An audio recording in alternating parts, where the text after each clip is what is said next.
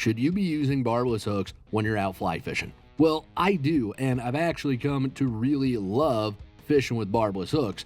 And contrary to popular belief, you're not going to lose a whole bunch of fish on barbless hooks. It's not harder to land them on barbless hooks. They're actually a really great tool. Now, I'm not in the business of telling people how to fly fish and telling them what to do when they're on the water. But on today's episode of Untangled, I'm going to lay out why I use barbless hooks and why I recommend them so highly to every other angler.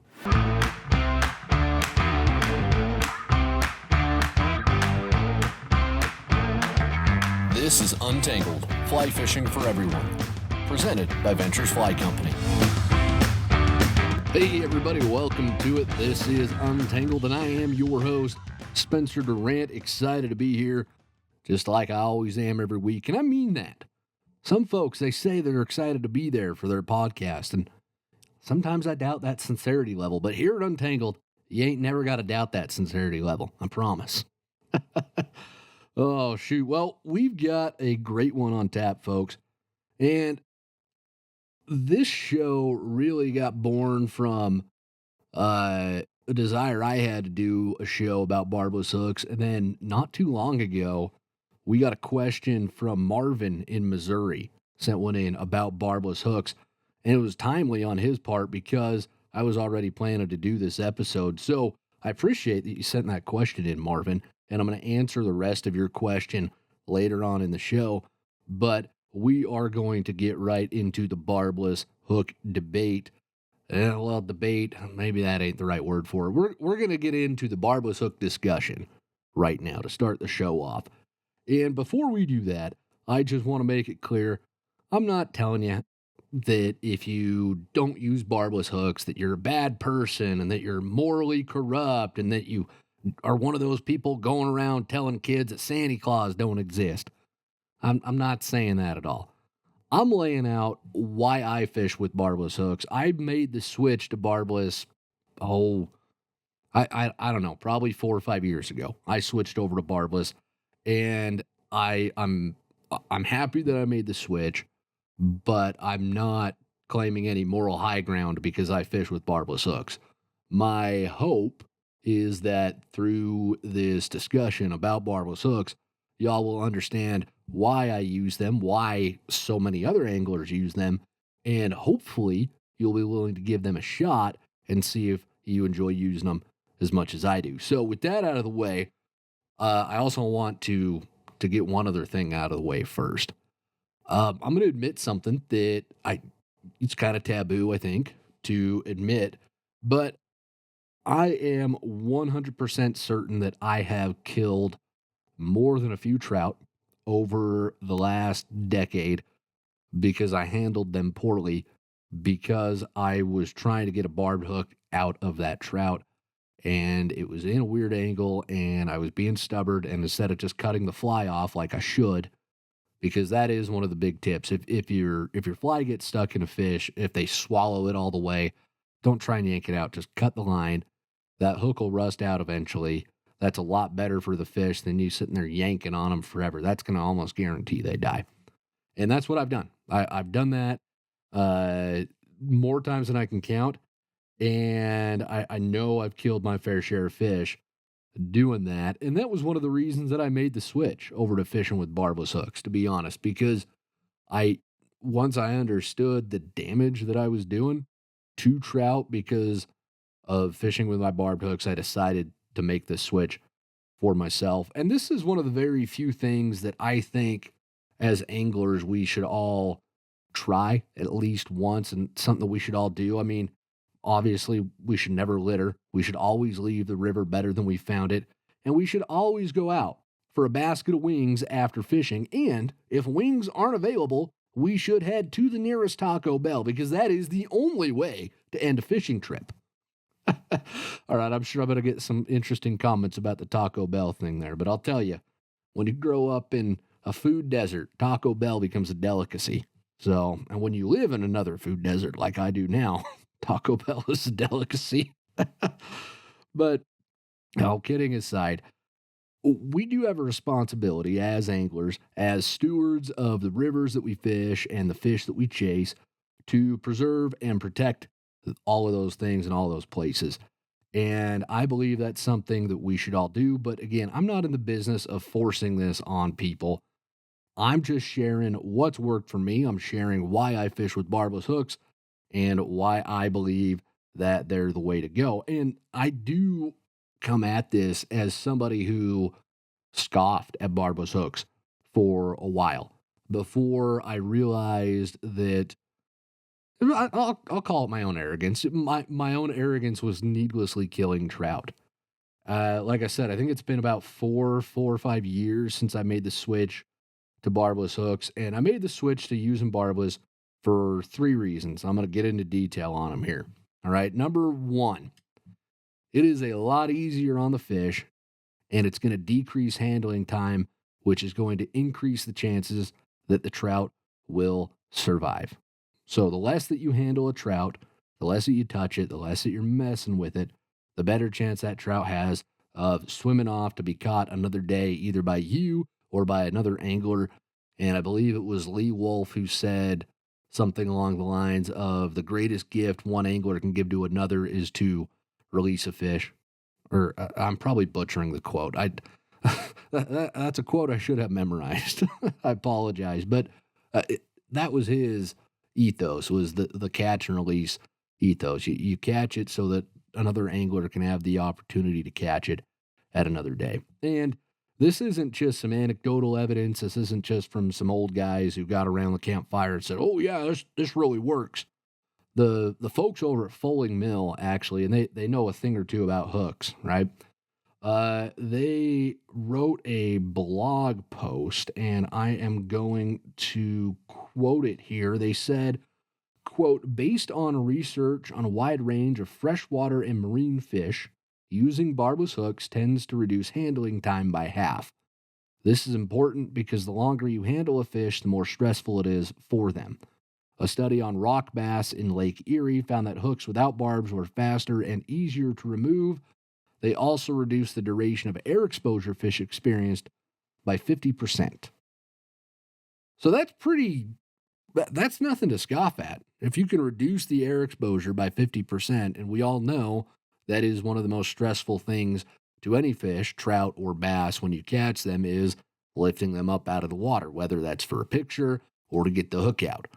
And, we can get into pictures and grip and grins and stuff on that's probably a whole podcast episode there by itself. And we do have actually an entire masterclass episode coming up about handling fish.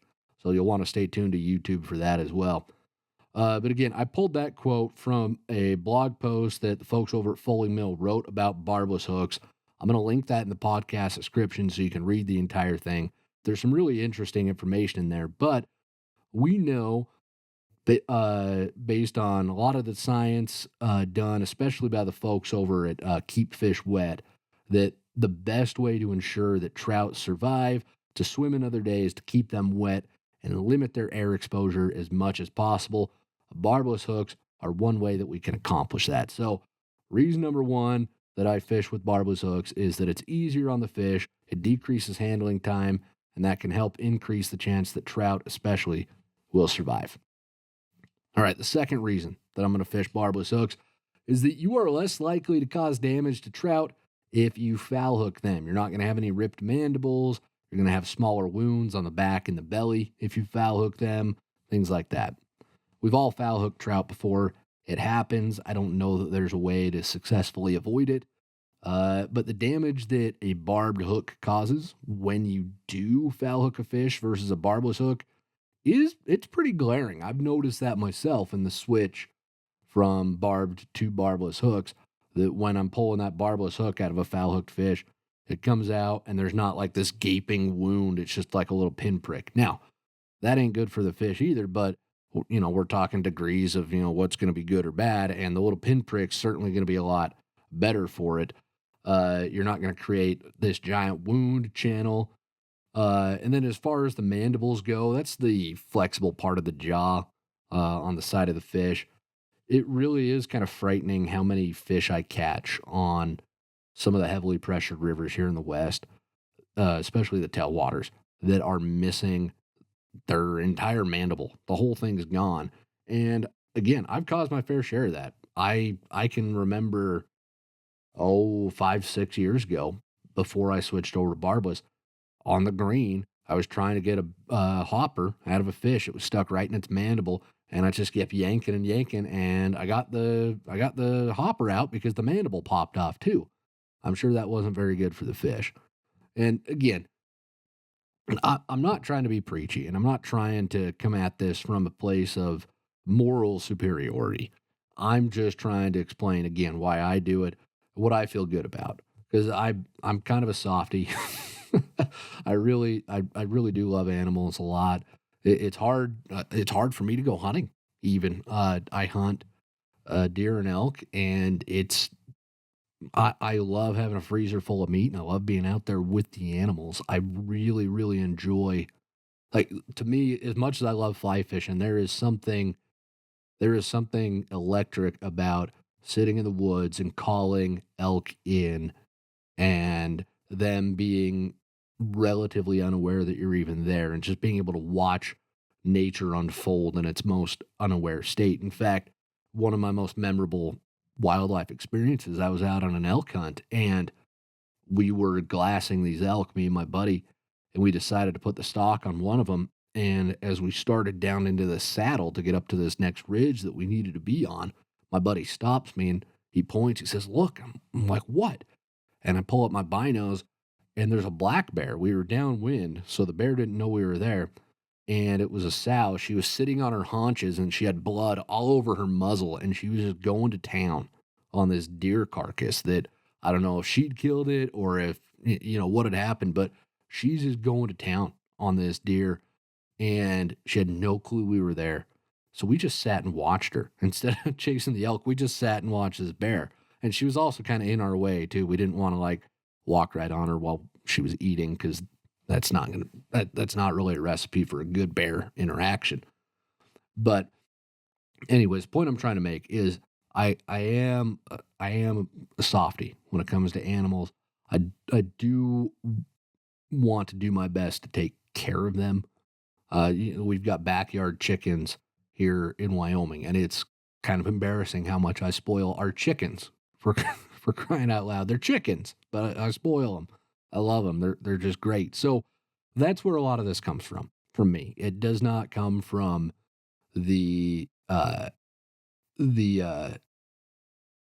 place of moral superiority. Like I said, and I share that black bear story to share that that opportunity to be in nature and to watch something like that unfold. That's a lot of why I go hunting, and that's a lot of why I go fly fishing too. Because to watch trout just suddenly key in on this mayfly hatch, to watch them all feed with this frenetic energy, there's a magic to that.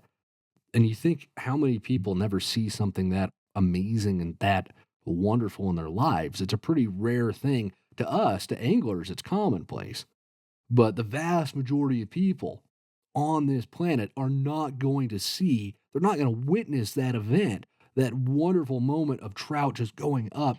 And then you're able to somehow insert yourself into that. You're able to be part of that. It's magic. And so that's why I am so ardent in my, hey, let's take care of the resource. Let's do our part. And I believe fishing with barbless hooks is part of that. So I'm sorry if I got on a soapbox there. I really don't want to come across as preachy here. All right.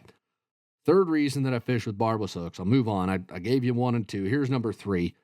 And this is the most selfish of all of them, but it's very pertinent, and I speak from experience. It's a lot easier on me and my clothes when I stick myself with hooks, and that happens. It will happen to you. It will continue to happen to you if you fly fish. Uh, Seriously, though, I speak from experience on this point. If you've ever caught yourself with a barb hook, you know just how much that hurts. And I'll share a little story with y'all. I'm not the brightest bulb in the box. I'll come right out and admit it. I like to think that I know things, but sometimes I do really dumb stuff.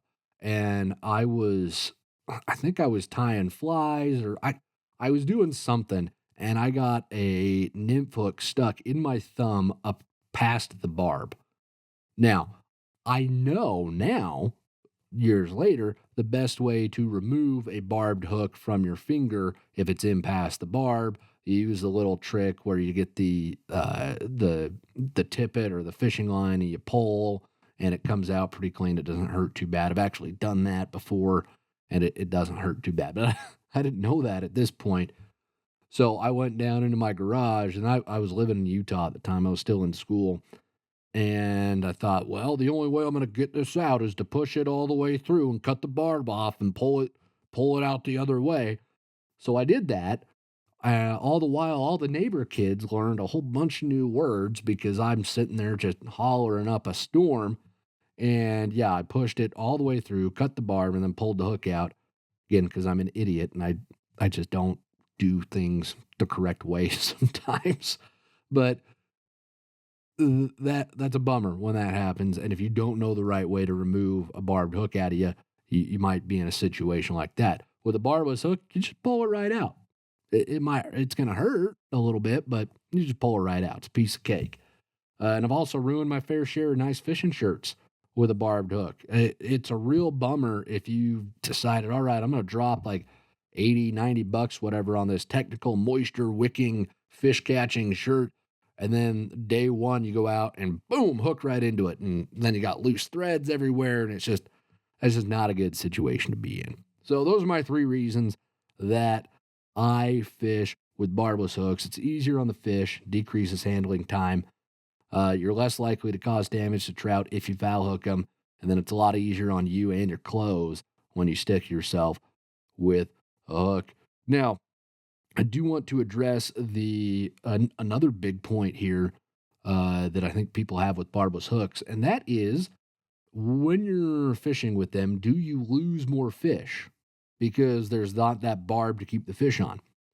And anecdotally, I can tell you that no, I haven't really noticed a difference in how many fish that have come off the hook when I've switched from barbed to barbless hooks. I did do some research on the internet though, and it seems that there is a consensus among other anglers, at least the anglers who are willing to post on internet forums, that you will lose a few more fish on barbless hooks than you will on barbed hooks. I think that makes sense, but like I said, I haven't noticed a big enough discrepancy that it's something that I'm like, oh, I'm certainly not landing as many fish as I used to. Um, I just don't think we have any data that can bear it out as completely true or untrue. And my own experience doesn't support it. So I'm willing to go on record and say that you're not going to notice a huge difference in the amount of fish that you do or don't land. But I will say that when you do fish with barbless hooks, you are going to pay a lot more attention to how much tension you keep on the hook. And that's something I've noticed I do a lot more now because if that tension goes away, you set the hook, fish comes up, eat your fly, you set the hook, and you know that if it goes slack, that's not a good situation. But with barbless hooks, it's even more important. And I think it's a good skill builder because you pay a lot more attention to how much tension you have on your line. And I think that if you make it a point to keep plenty of tension on your line, you're going to be fine. Now, if you do decide to keep fishing with barb hooks for whatever reason, again, no judgment from me.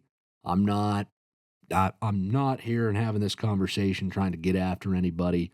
I'm not trying to make you feel bad if you do fish with barbed hooks. There are a few ways to ensure that you can remove barbed hooks with minimal damage to the fish. And the best way is just to grab the bend of the hook with your hemostats or your pliers, whatever it is that you've got on your fishing vest or pack, and then just pull directly back on the hook opposite the direction that the hook went in, and that'll pop the fly right out. If you can't reach the bend of the hook, if the fly is at a weird angle, you can kind of push on the head of the fly instead and pop it out. I've found it helpful to use kind of a slight rolling motion where I try to roll the hook up and out directly opposite the way that it entered the fish. You can try that. And again, if the fish swallows the fly too deep, just cut it. All right. It's not worth trying to get it out. And that goes for barbless hooks too. Sometimes they'll just take them all the way down, and it's like halfway down their throat, and they're like, well, I could get it, but I'd be shoving my finger or pliers down there. Just cut the line. It's not a big deal. Tie another fly on, you'll be fine. And last but not least, if you don't tie your own flies and you want to use barbless hooks, all you've got to do to make a hook barbless is pinch down the barb with your forceps or pliers, again, whatever tool that you've got hanging there on your vest or your pack. A good squeeze will knock that barb down, and boom, you've got an instant barbless hook. So that'll do you for that. So I hope y'all enjoyed that little, I wouldn't even call that a rant. I feel like that was a good, fair discussion about barbless hooks, why I use them. I do think they're worth trying for all anglers. I would recommend everybody give them a shot because I think they're better for fish. But again, I'm not sitting here trying to tell you how to fish. It's up to you to make your own decisions, and that's one of the beauties of this sport. Now, with all that said, we have the question and answer portion of this show coming up. We are going to be talking about flies for hatchery fish, limiting your fly selection, some of the best flies for beginners to use, and a little bit of advice on winter midge hatches. So grab that Diet Coke, grab a snack, get comfortable for the rest of this week's show.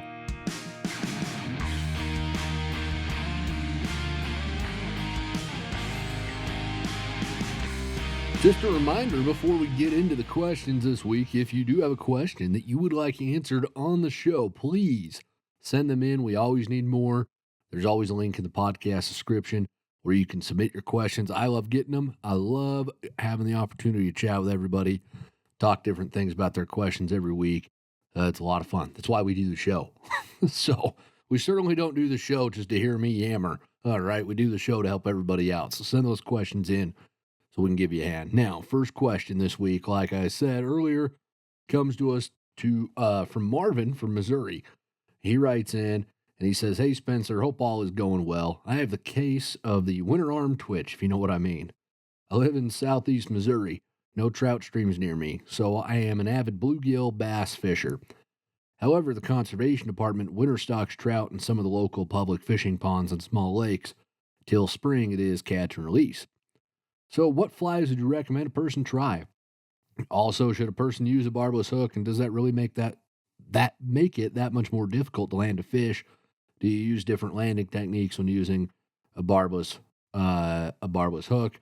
Love your podcast. Keeps me going. Keep up the inspiring work. Marvin, hopefully I answered the last half of that question at the beginning of the show.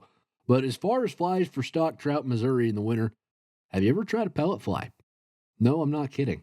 Okay, I'm kind of kidding a little bit.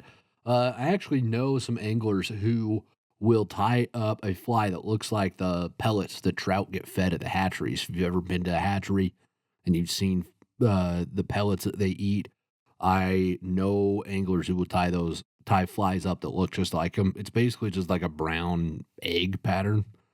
And if you can fish right after those hatchery fish are dumped into the lake, you're going to clean up if you're using a pellet fly. So that's definitely one option. Honestly, though, just try flies that mimic the bugs that are in the water bodies where you're fishing. That should always be your go-to, regardless of whether the fish that you are chasing is wild or just came straight from a hatchery truck. Hatchery fish, even though they're hatchery fish, they are still going to recognize aquatic insects, especially aquatic insects that are present in that water body. So that's always my go-to. What bugs should be in the water at this time of year? Look for them and fish those. And if you haven't already, I highly suggest you check out our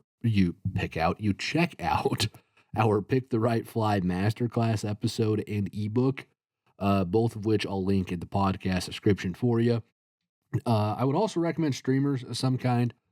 They'll likely trigger the predatory response in the trout, and they'll latch onto streamers pretty well. I've always had luck with smaller, flashy streamers on hatchery trout, and I've always just had decent luck in general with streamers on hatchery trout. So I would give those a shot. But thanks, Marvin, for sending that question on in.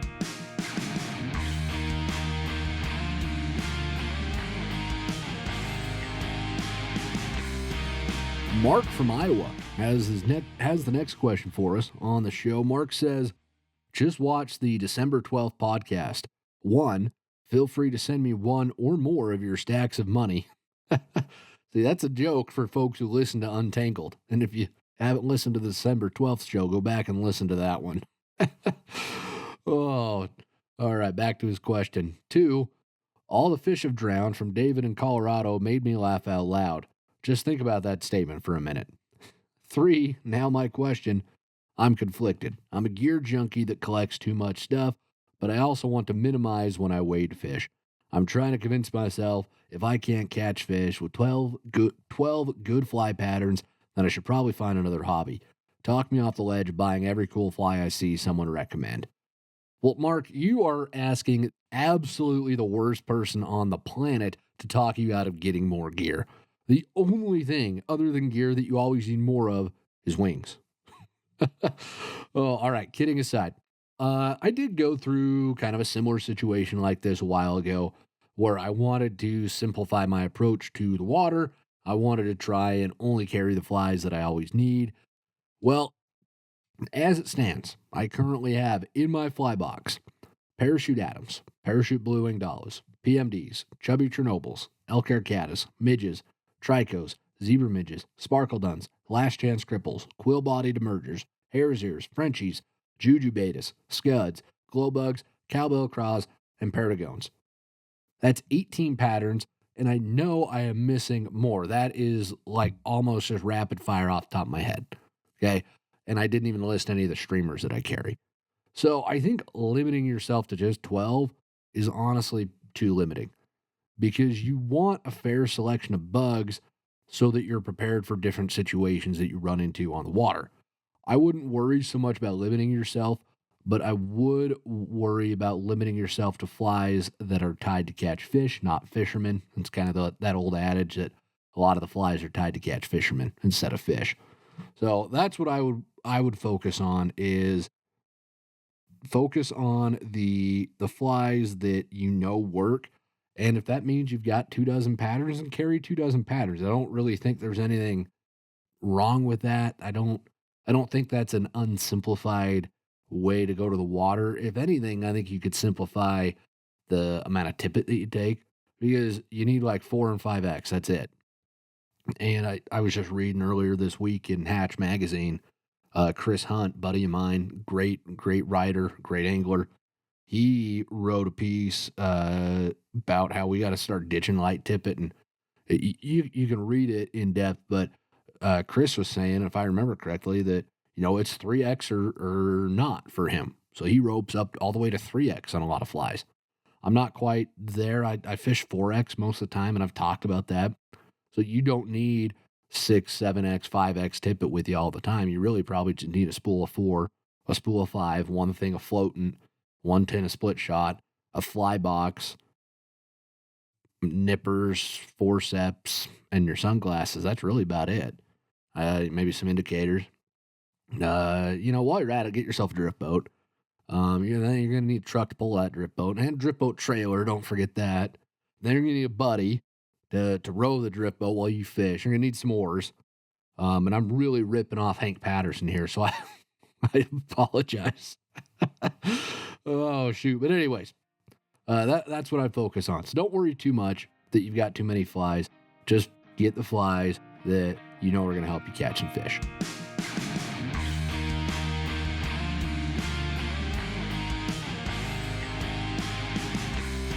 Christopher from New York has our next question for us. He says, "Hey, Spencer, I recently decided to purchase my first fly rod and am eager to get out on the water. I have experience with trout, mostly browns, and they will be my primary target.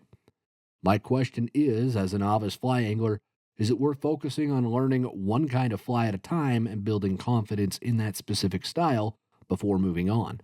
And if so, what kind of fly should be my starting point? Thanks so much for the time. I love what you do, and I'm really looking forward to the world of fly fishing." Well, Christopher, congratulations for getting in here. Your bank account will never be the same. And great question as well. My 2 cents. It really doesn't matter what you focus on learning first. There's just a ton of overlap between the techniques for fishing nymphs and the techniques for fishing dry flies. You need drag-free drifts, you're matching the hatch, and presentation matters a ton. Those three things are the same whether you're fishing a dry fly or a nymph. So I really do think that skill set between nymphs and dries overlaps a lot more than beginners tend to think. Yes, there are distinct differences in hook set and the presentation itself, but you still need a good presentation. And learning what a good presentation looks like with a nymph can help you learn what a good presentation looks like with a dry fly, because you don't want any drag. Drag-free drift is the key ingredient to your good presentation. And if you know how to recognize and eliminate drag with a nymph rig, you're going to be able to do that same thing with dry flies. So there is a lot of crossover between the two there. I would focus on what is most effective to start catching fish in your local area. Where I grew up in the Rockies, it was easiest to just use a dry fly and just drop it into the small stream pocket water. And the opportunistic small stream trout would just smack it, and that was the best way to learn for me. Nymphs wouldn't have been as effective or as visually appealing for a young kid, so it made sense that my dad taught me with dry flies. But if your nearby fishery is something like the San Juan River or the Delaware, then it might be more effective to start out with nymphs. So, uh, because the fish might be a lot more discerning with the dry flies than they are with the nymphs. It really just depends on what is going to be the most successful tactic. Also, time of year. If you're starting right now, go with nymphs. If you're starting in the spring, a dry dropper maybe. If you're going in the middle of summer, start with dry flies. That's going to play into it as well. But like I said, the overlap between nymphing and dry fly fishing is pretty strong. I think you're going to be surprised at how similar they are when you boil them down to their basics. Fishing streamers breaks a ton of the rules, especially the good drifts and things like that. But I would just focus on the flies that'll be most effective in your area. I think that's going to help you out the most. And thank you, Christopher, for sending that question on in.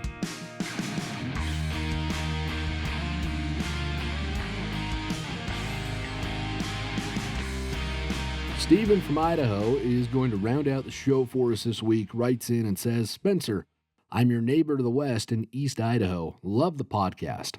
A couple questions. First, I'm a bit over a year into fly fishing. Winter has hit here and we've had snow and temperatures in the teens. A week ago, we had a day that got into the 40s, and I thought it would be perfect for midge fishing. So I carved some time out of work and went to the South Fork of the Snake River, in a place I've had some good luck before. It has deeper water, 3 to 6 feet, with lots of placid water, followed by some nice riffles. I got there at 11 a.m. and noticed nothing on the water, bugs or otherwise. I cycled through the midge life patterns, zebra midges, the pupa form, and Griffiths gnats. Not a bite. Only saw 3 fish rise over the 2.5 hours. This place normally has dozens coming up. I'm wondering if the problem might be that the snow was melting, cooling down the water. Looking forward, what kind of day would you go out to fish midges? What kind of water would you target? Steven, thanks for sending this one in. I really do appreciate it. I had an extremely similar situation happen to me over Christmas break. I was out fishing with Alex from VFC here and his dad, and we went to a river that has, in the past, had wonderful midge hatches during past winters. It's a bit of a drive from the house, but I really had to get out and get away from the family drama for a bit because we were down in Utah visiting family. And I mean, y'all know how that goes. We've seen Christmas Vacation, and I lived it. Oh, anyways, we get to this river, and we didn't see a single fish rise. Didn't even see a bug. I saw like one, I think, the whole time. Alex didn't, so he questions whether I even saw it, but that's a whole other discussion. But it was perfect. It was mid-30s. It wasn't too sunny. It was exactly the kinds of conditions that you want for a midge hatch, but they just didn't show up, just like you said there on the South Fork of the Snake. And then, on a local river here in Wyoming that is also known for a really good winter Baetis hatch and midge hatches. I was out there a few days ago in almost perfect conditions, and I saw like 3 bugs hatch. It was really depressing. But that day was really bright and sunny, and betas especially like to hatch when it's cloudy. I've noticed midges will hatch both sunny and overcast days, so I don't know that that affects them too much. But on both of these occasions, I was in your same shoes where I had absolutely no idea why the bugs didn't show up. The situation was right. It didn't make any sense, and I didn't catch fish on either occasion. I was skunked. Me and Alex and his dad got skunked, and then I was skunked on the last time I went out fishing to the place near me here in Wyoming. So I'm riding a skunk streak right now. It ain't good. But the short answer is I don't know. I don't know why this happens, and it is frustrating. But I do think you're onto something with snow melting and cooling down the water, because I read an article last week in Fly Fisherman magazine where the author talked about winter fly fishing. And he said, quote, "My experience is that warming air temperature melts ice and snow on surrounding banks. This process can, at times, lead to a cooling of river water. I've observed mid-afternoon water temperatures that were 2 degrees cooler than at 10 a.m. The air temperature was rising, but the water temperatures were dropping. Trout and bug activity changes in very narrow temperature windows, and while it's true that warmer water can spur feeding, the temperature might not always be headed in the direction you think." The end of his quote there. I'll link that article in the podcast description because it's worth reading if you're interested in winter fly fishing in general. But I think that's really got to be it, because I don't know why else the bugs wouldn't have showed up.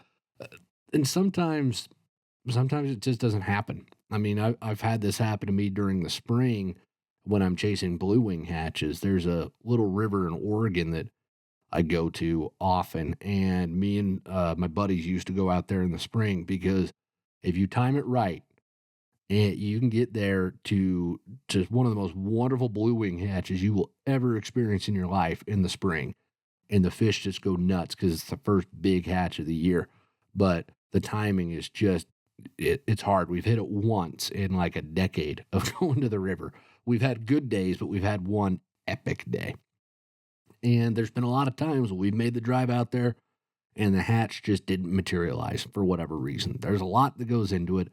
There's a lot of variability that goes into it. And to be honest, we don't know all the reasons why. It's kind of frustrating, but I would put a lot, especially you said it was in the 40s. I would put a lot into the snow on the surrounding banks was probably melting and cooling that water down to the point where the bugs just really weren't all that active. So probably not the answer you were hoping to hear, but that is, I think, the explanation that I would stick with there, Stephen. Thank you, though, for sending that question in, and thanks to everybody who took the time to listen to this week's show. We really appreciate it. We're starting to see a lot of fun momentum here on the show. If you've got a question ever that you want answered about fly fishing, please send it on in. That's what this show runs on, is your questions. There's always a link for that in the podcast description. And while you're at it, don't forget to rate and subscribe to this show. That helps us out a ton, helps new listeners find us, helps us spread the good word of Untangled Adventures Fly Co. to as many folks as possible. And with that, get out there on the water, have some fun, and until next week, tight lines, everybody.